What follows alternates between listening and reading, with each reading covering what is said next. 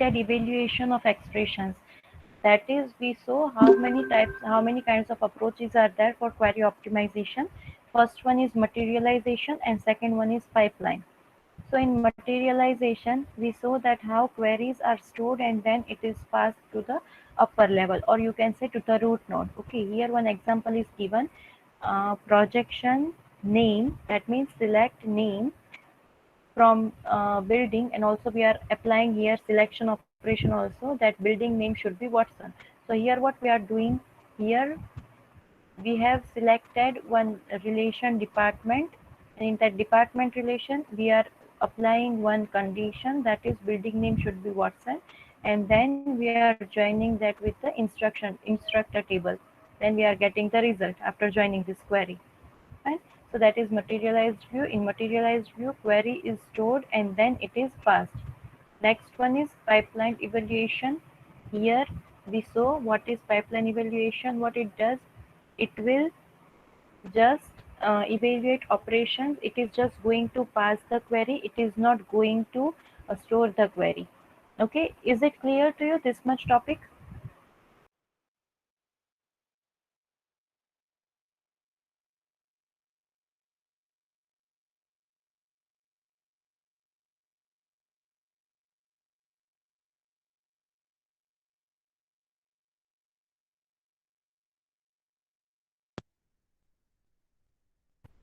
Okay, so today we are going to see that there are two ways to execute pipelines, that is demand driven and producer driven. So in demand driven pipeline, the system makes repeated requests for tuples from the operation at the top of the pipeline. Each time that an operation receives a request for tuples, it computes the next tuple to be returned and then returns that tuple. Okay, what it does here, as the word suggests, demand, that means whenever it will get the demand, whenever it will get the request, at that time it is going to generate one tuple. Okay, so here system is going to make request for tuple, okay, to the operation, that right now I need this tuple, right now I need that tuple, means the data. Okay, and when it receives the request, it will be computing the next tuple. Okay, whenever it receives the request, it takes the tuple and it forwards the tuple to the next operation. It is just demand driven. That means understand this concept of demand. Whenever it will get the request, it is going to pass that tuple to the forward, means to the next node. Fine. Then if the inputs of the operation are not pipelined, the next tuples to be returned can be computed from the input relation, while the system keeps track of what has been returned so far. So here what it does, if input of operations are not pipeline, means if it is not stored in the pipeline manner, then the next tuple to be returned can be computed. Okay, that means, for example, the next data which I require, that I can compute if it is not in pipeline order, the input relation, while the system keep track of what has been returned so far. And system will be having one log record, that how many queries has been computed or how many tuples has been computed. If it has some pipeline inputs. Now, if inputs are in some pipeline order, at that time, the operation also make request for tuples from its pipeline inputs using the tuple received from its pipeline input. The operation computes tuples for its output and passes them up to its parent. So if it is in pipeline order, if input is in pipeline order, what it does at that time also, operation will have to make one request. Okay, see, if it is not in pipeline, then also it is making request. If it is in pipeline, then also it is going to make request. So here it is going to make request for the tuple, that I need this tuple for the data. And using that tuple received from its pipeline inputs, that means whenever it will get that, okay, this database requires this tuple, then what it will do, it will compute that tuple, whatever data is there in the tuple, it will be computed, and that will be passes to its parent, that means to the root node, whoever has requested. Okay, so whenever I say tuple, one thing should be clear to you, tuple means the record. Okay, tuple means the record. For example, if I'm saying this is my database, I will be having this records, and I will be having this column, For example, if it is enrollment number, if this is ID column, this is name column, then this is subject, this is class, this is age. Okay, these are few columns, or you can say attributes. In the data which is written in particular box, that is tuple. Okay, this is record, this is tuple. See here you can say this is one tuple. Again name, that will be one tuple. Again ID, here I will be having one tuple, here I will be having another tuple. Okay, that is the record. So each operation in demand-driven pipeline can be implemented as an iterator that provides the following function: open, next, and close. So here you can say that in demand-driven pipeline, it will provide three operations, that is open, next, and close. And how it is going to work? For example, after invoking the open function, each call to next returns the next tuple. Okay, once it is open, that means it is open for request. Then once it gets the next, that means it is going towards the next tuple. Okay. Then if open and next both things are performed, now you do not have, means now the database do not have anything to perform, then it will use the function close and it will close that query. Okay. So again, let us summarize this thing. In demand driven pipeline, as the name suggests, it is going to make the request for tuple, whatever tuple is required. For example, I want the name of the person whose ID is 1. Let us say this is 1 ID, this is 2 ID. So I want the name of the person whose ID is 1. So I will require this tuple, right? For that, I will be requiring this tuple because ID is 1 and I want name. Okay, so each time this operation receives a request for tuple, it is going to compute next tuple, whatever request it has received, it will follow that request and then it is going for the next tuple to be written and then returns that tuple. So it is going to get the value, it returns that tuple, that means it returns that value. If the input of operations are not pipeline, if it is not in pipeline order, then the next tuple to be returned can be computed from input relation, while the system keeps tracks what has been returned so far. Okay, so system will be having track because it is not in pipeline order. It is difficult for us to remember. So system will be having one track. It will have one log file, you can say. Then if it is in pipeline order, then also what it will do, if it is in pipeline, then it will request the tuple, then other operation is going to provide that tuple and it will take the tuple and forward it to the person. For example, if I want, okay, let's say if I want I want name of ID1, right? So I will make one request. So here it is going to get the demand because I have requested. So here it is going to fetch the data, whatever data is there in ID name, it is going to fetch that data and it is going to pass the data to the next operation. Okay, till it reaches the parent node. Fine. So here three operations are there. First one is open, next, and close. Whenever there is open, that means it is open for request. Then next, that means it has request, whatever it was requested, it got the return value. Then it is going towards the next tuple. Once open and next both things are completed, then it is going to close. That means close function will be used here. Everyone clear with demand driven pipeline? Everyone? Many students are joining late. Please be on time from next time.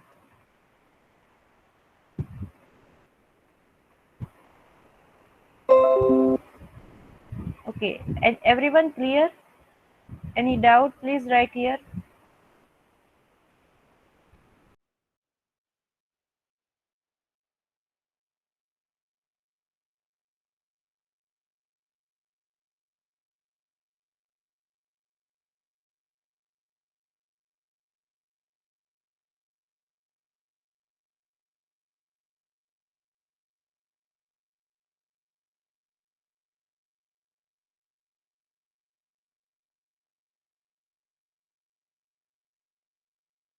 Functions, that is open, next, and close, which will be entertained by demand driven pipeline. What it does, see, once if open function is invoke. Okay, so after invoking the open function, each call to next, that means next function, returns the next tuple. Okay, so whenever you get the call of next, that means we are going to return the next tuple. In turn, if if you are going to, if it is implemented open and next, both functions are implemented, and you do not have any next input, okay, then what it will does, it will require close function to close that request. Okay, once open and next both has been completed, for example, first I am going to open the function, I am going to use open function for request. Once I've opened the request, then I will be using next function. I can use next function as many times as I want to get the data, whatever data I want, right? So after completing this thing, after I get every data which I require, I'm going to close that function. So for that, I'm going to use close function. Okay. So here I can say that it can be used in iterator because it can be used multiple times. Right? Am I clear, Dhruv? Everyone understood this thing? Why no one is answering?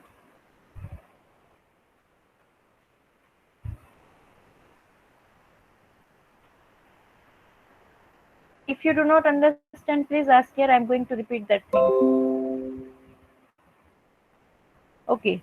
So first of all, whenever you read this question, demand-driven pipeline, do not forget to know the meaning. Demand means you are going to request. Okay. Another type is different than this one. That's why I'm asking you to remember like this way from the name. Demand means it is going to request. Then next one is producer-driven pipeline. So in producer-driven pipeline, operations do not wait for request to produce tuple, but instead generate the tuples. So here the main concept is operation is not going to wait for the request. Okay, producer driven, that means it is going to produce, it is waiting for the request. What it is doing, it is generating the tuples by itself. Each operation or thread within the system that takes a stream of tuples from its pipeline input and generate a stream of tuples for its output. So what it is going to do, once it is going to generate the tuple, it will be generating the tuple in such a way that whatever input is required, it will get the tuple for that data. Okay, so it is going to get the tuple of that data, for that data. Afterwards, it is going to get the output, right? So here, what it is doing, it is producing, or you can say it is generating the tuple. It is not going to wait for the tuple. Okay. For each pair of adjacent operation in a producer-driven pipeline, the system creates a buffer to hold tuples begin passed from one operation to the next. So here what it turns out to be that each pair of adjacent operations, that means one after the another operation which we are performing, it will be creating a buffer to hold that tuple. Okay, so to hold that tuple, you will require one buffer. So it is going to create one buffer. The process or the processes or threads corresponding to different operations execute concurrently. So here, what is the scenario? The processes or threads which is required, that will be executed at the same time concurrently. Okay, each operation at the bottom of the pipeline continually generate output tuples and put them in its output buffer until the buffer is full. So whenever it is going to generate the output tuple, at that time what it will do, it will put that into output buffer until the buffer is full. Okay, so whatever output, for example, if I'm working on producer driven, it is not useful in real life. Means many nowadays, most of the companies or most of the databases uses this one demand driven. Whenever the demand is occurring, they are going to generate the result. It is not using producer driven pipeline. Okay, only few things are using. For example, processing computers, they are using producer driven pipeline. Right? So each operation at the bottom of the pipeline continually generate output tuples. So whenever output tuples are generated, at that time it is going to put the result in the output buffer. Okay, until the buffer is full. An operation at any other level of a pipeline generates output tuples when it gets input tuple from lower down in the pipeline until its output buffer is full. Okay, so here what is the scenario? Until that buffer is full, you are going to put that input tuple in the pipeline. Okay, whether it is requested or not. That is not the scenario here. Here, do not understand anything about request, ma'am. If they are not requesting, why we are putting tuples there? Because this is producer, we are creating the tuples. Whenever it will be required, it will take the tuple and it will produce the output. Okay. Once the operation uses a tuple from a pipeline input, it removes the tuple from its input buffer. In either case, once the output buffer is full, the operation waits until its parent operation removes tuple from the buffer. Now see what we are doing. પહેલા આપણે આખું buffer છે એ ફૂલ કરી દઈએ છીએ એક પછી એક આઉટપુટ ટપલ લઈને, બરાબર? આખું બફર છે, આપણે જે સાઈઝનું બફર લીધું છે એ બફર આપણે ફૂલ કરી દઈએ છીએ. પછી શું થાય છે, એકવાર આખું બફર ફૂલ થઈ જાય એના પછી આપણે કોઈ બફર અંદર ઇન્સ્ટોલ કરવા માટે નથી રહેતા. Means we are not getting space to put our tuple there, right? So after that we are going to wait. Why we are going to wait? The parent node which needs all the tuples, it will use the tuple from the buffer. જ્યાં સુધી use કરે છે, જેમ જેમ use કરતા જશે એમ એમ buffer ખાલી થતું જશે. તો જ્યાં સુધી યુઝ કરે છે ત્યાં સુધી આપણે શું કરવાનું છે, ત્યાં સુધી આપણે વેઇટ કરવાનું છે, બરાબર? જેવી રીતે બફર ખાલી થશે એવી રીતે પાછું એ પ્રોડ્યુસ કરી ટપલ નવું પ્રોડ્યુસ કરીને તે લાઈનમાં પાઇપલાઇનમાં લગાવી દેશે. Fine. The operation repeats this process until all the output tuples have been generated. Whatever output tuple was required, જે આઉટપુટ માટે જે કાંઈ ટપલ કે રેકોર્ડ જોતો હતો એ જનરેટ થઈ જાય ત્યાં સુધી આ ઓપરેશન રિપીટ થશે. Okay, so summarizing this thing, in producer driven pipeline, first thing is it is not going to wait for request, but instead it is going to generate the tuple eagerly. Okay, પહેલેથી generate કરીને લાગશે. Second thing is, whenever we are working on any operation, at that time what happens in pipeline, we are generating the tuple and putting the output tuple there in output buffer. Okay, પછી એકવાર buffer ફૂલ થઈ જાય એના પછી આપણે શું કરવાનું છે? Once the buffer gets full, then we are going to wait until it gets empty. જ્યાં સુધી parent node buffer use ન કરી લે, જ્યાં સુધી parent node કોઈ tuple use કરીને હવે empty space ના કરી દે પાઇપલાઇનમાં, ત્યાં સુધી આપણે વેઇટ કરવાનું છે, બરાબર? And this operation is going to be repeated until the output tuples have been generated. જ્યાં સુધી output tuple generate ના થાય ત્યાં સુધી આ process repeat થશે. Fine. Everyone understood this thing? Please write here. Is there any doubt?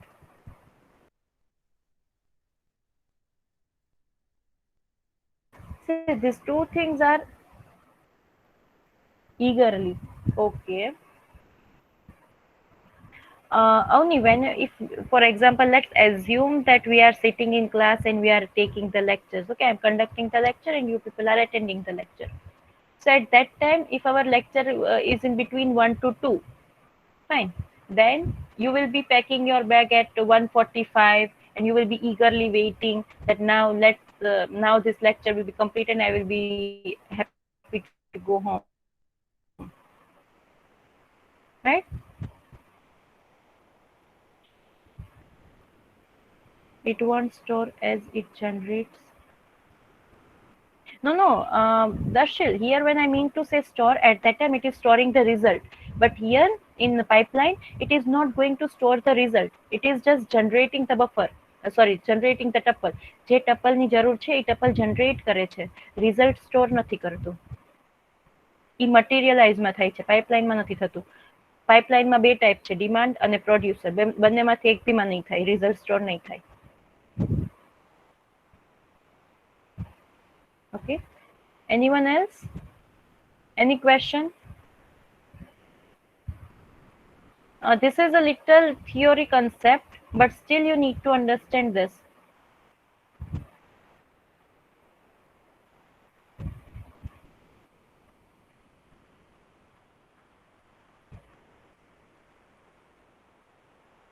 Everyone, is it clear? Please write here.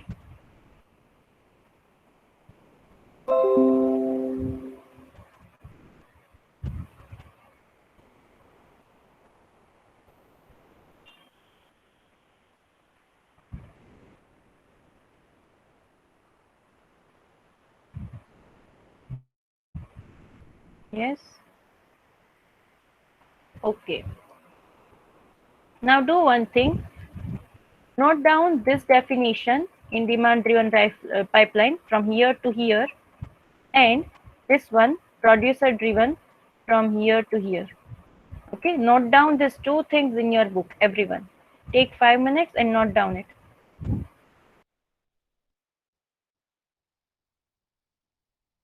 In next lecture, I'm going to ask the question. Okay, please do it right now.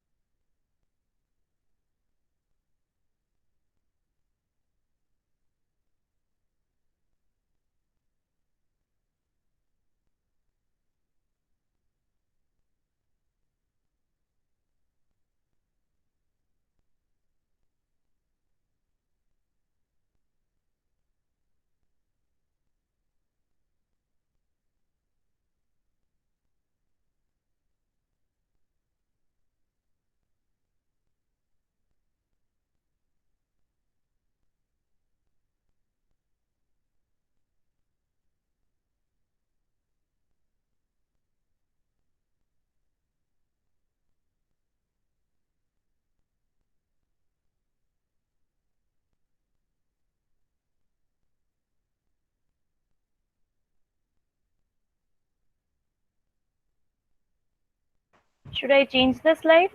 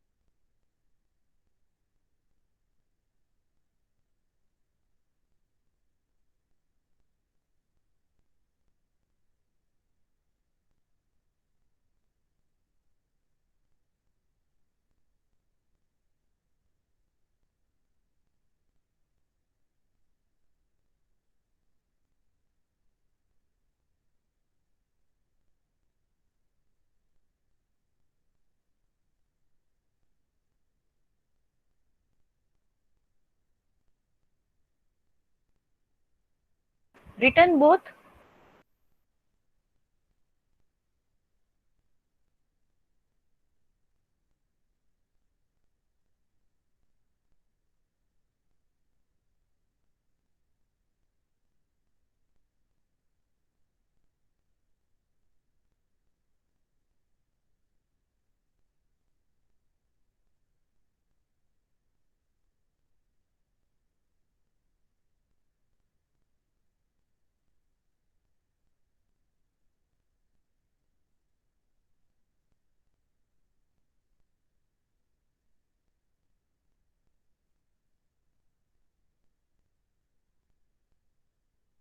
Let me know after completing this.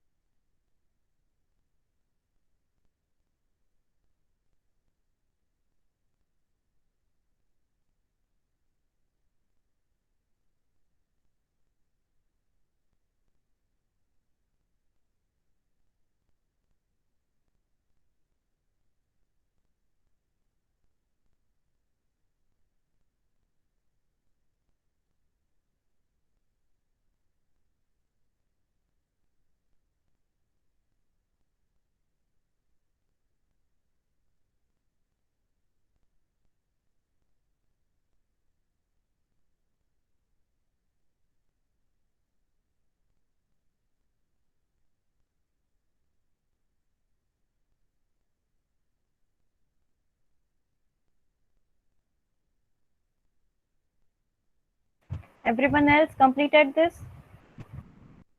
I will be asking this question tomorrow.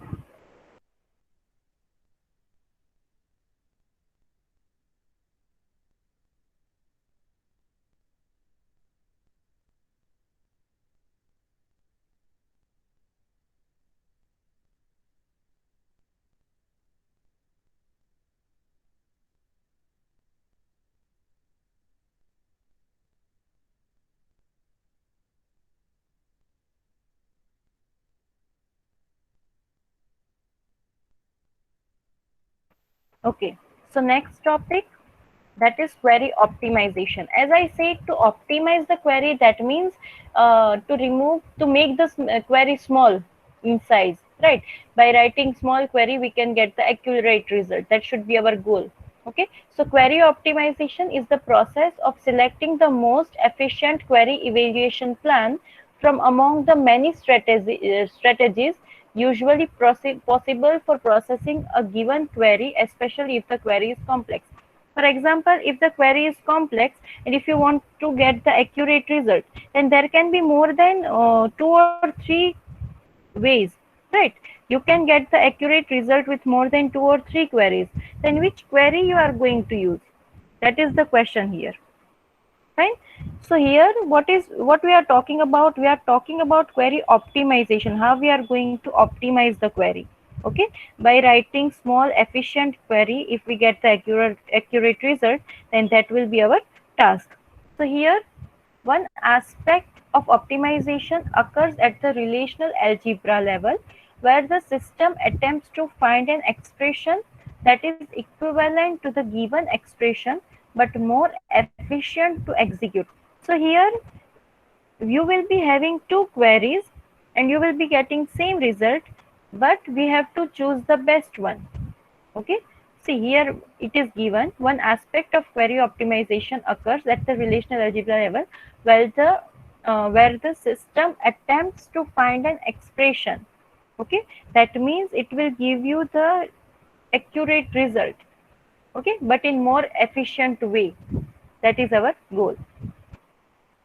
So, when any query constructs the large intermediate relation and we want the same result but with small intermediate representation, we convert that query by equivalent. For example, you can see one example is given here.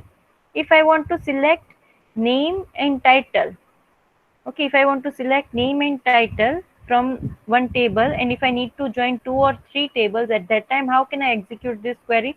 So example is given here.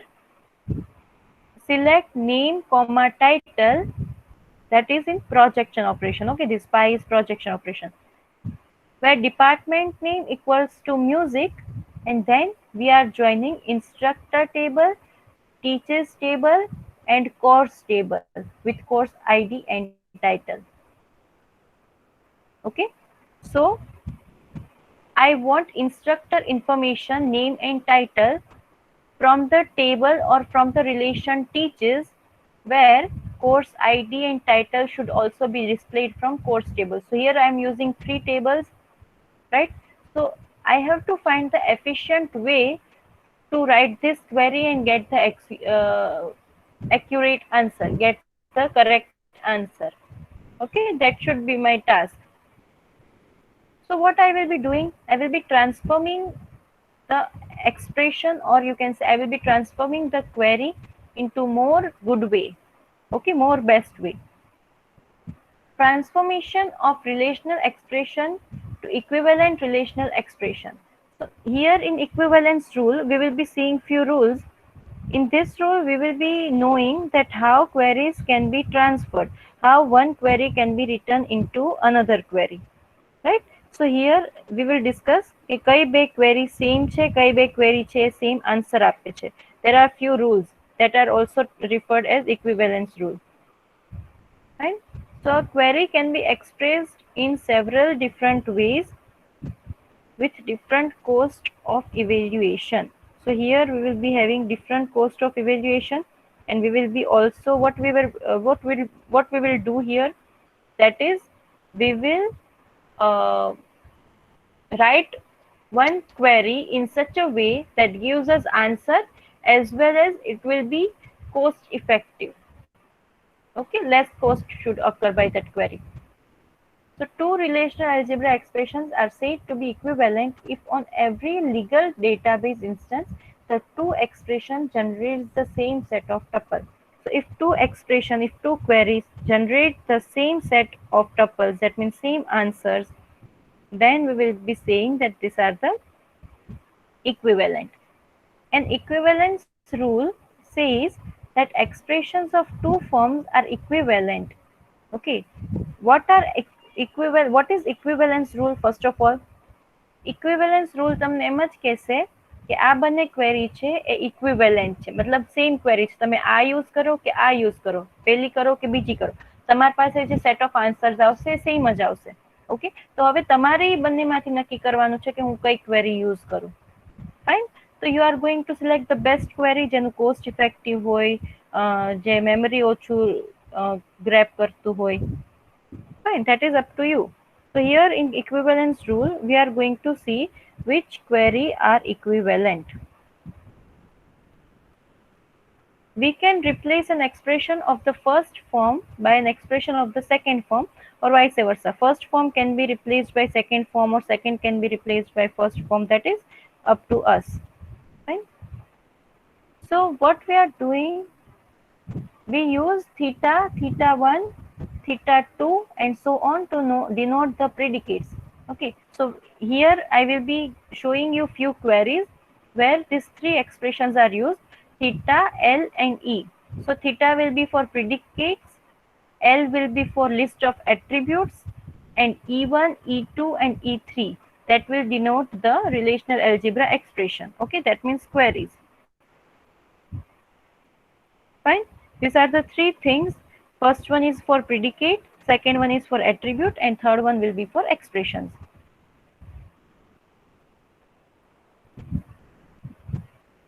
Let us see equivalence rule.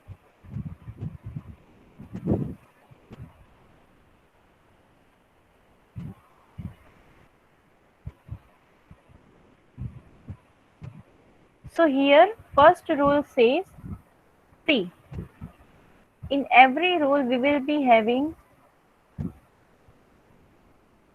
some kind of expression, right? We will be having queries, that this query is equal to this query. Now it's up to you which query you are using. Both will give the same result. In each rule, we will be having this query which will give the same result. That is up to us which we are going to use. Okay. The conjunctive selection operations can be deconstructed into a sequence of individual selections. This transformation is referred to as cascade of selection. Okay, sigma, that is selection.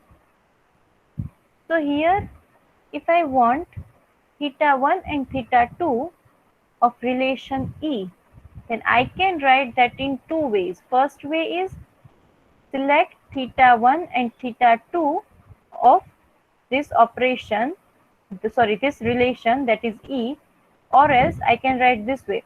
Select theta 1, then in bracket I can write select theta 2, and then I can write the relation.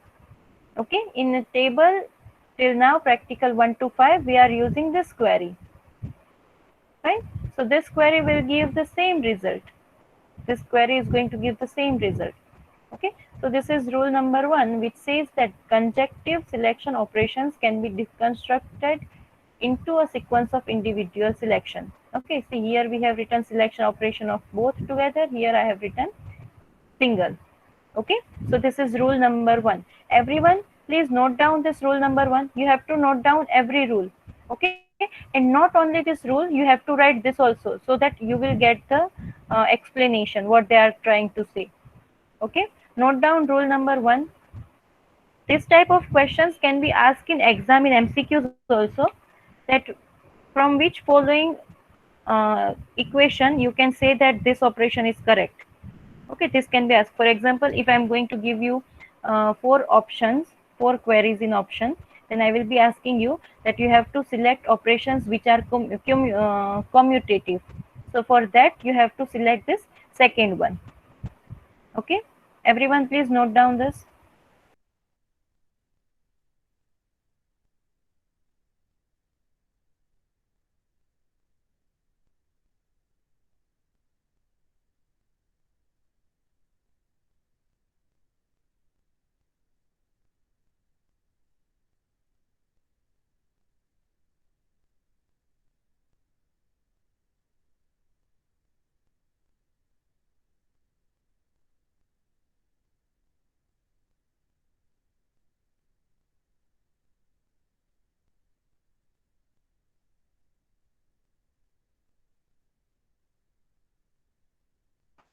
Okay, so second query is selection operations are commutative. What does it mean? When I say selection operations are commutative, what does it mean?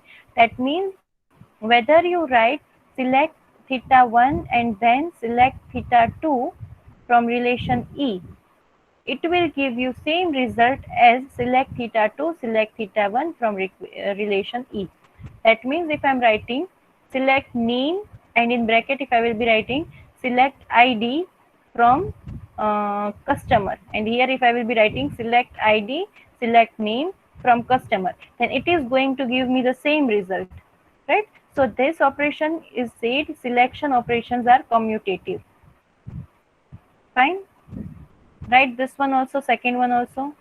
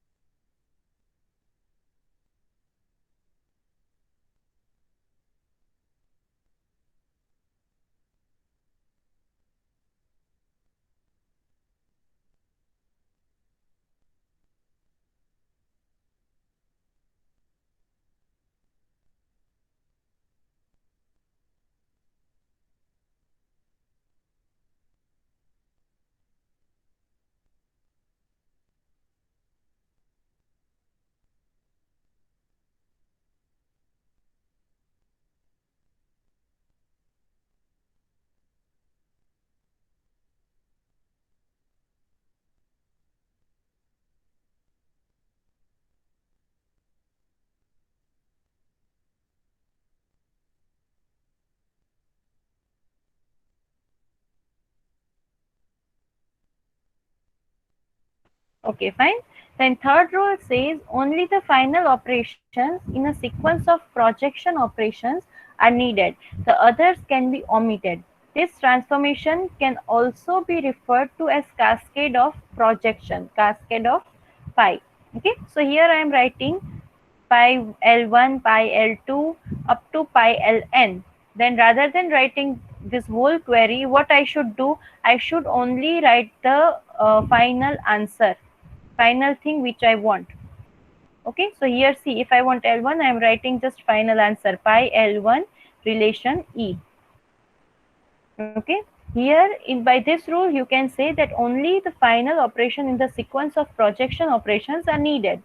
The others can be omitted. Other operations we are going to omit. Only whatever thing is required we are going to mention that thing. Okay, so rather than using this query for your operation, you have to use this query. Write down third one please, and let me know if you have doubt from in any of these three. Everyone, is it clear? Many students are not answering here, so I don't know whether they are present or not.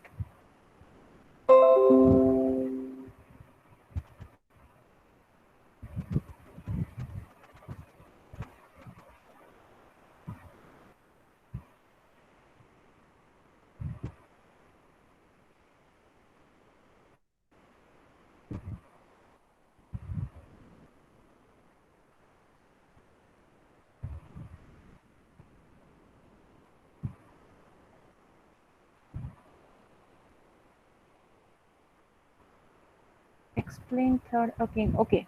So in third query, it is said, see, if we write many operations and then we get the correct answer, okay, rather than doing that thing, we can just write one single operation and get the answer, right? For example, if I say, let me give you one example. If I say I want A plus B plus C plus D, okay, then to get the answer of this thing, A, B, C, D, addition of A, B, C, D, if I write like this, A plus B, then answer of A plus B, I will be adding with C, then answer of A plus B plus C, I will be adding with D. So that will be my wrong equation, right? I mean, it will give me answer, but it is large equation. I should not go with that one. Other than that, I can just write A plus B plus C plus Ma'am, your D, audio is not and clear. it will give me correct answer. Ma'am, your voice is not clear. Right? Breeze, audio problem.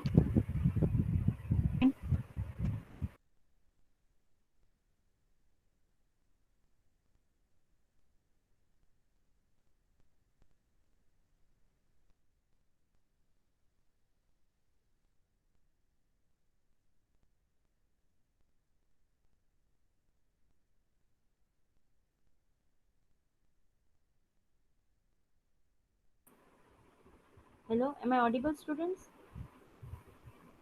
Yes, ma'am. Okay. So what I was Yes. trying to say here in this third query, if I want addition of A plus B plus C plus D, right? Then I Ma'am, your screen is not visible. okay.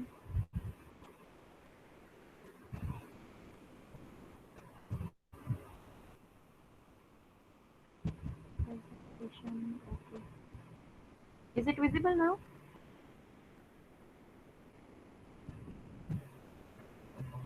Yes, yes. Yes, ma'am. Okay, thank you. Yeah. So what I was trying to say here, that whenever if I want addition of A plus B plus C plus D, right, then I am having two ways to get the answer. First, I will be writing like this: A plus B plus C plus D equals to our answer, right? And second way will be A plus B, then answer of A plus B will be stored in some temporary place, and then I will be adding their answer of C Then again answer of A plus B plus C. I will be adding with D and then I will get the result. Right. So જે આ second query જે મેં કીધી એ સૌથી લાંબી થઈ જશે, it will be longer.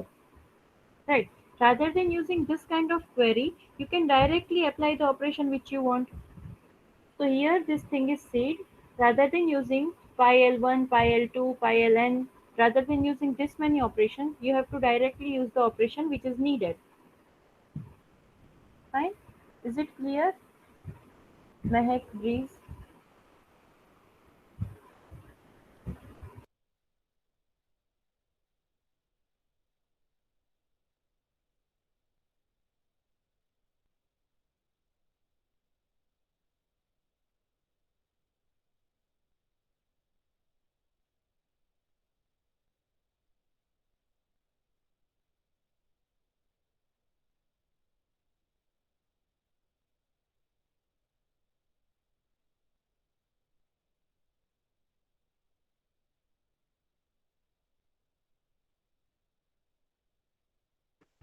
Okay, fine. So these are the three queries. Write down third query right now.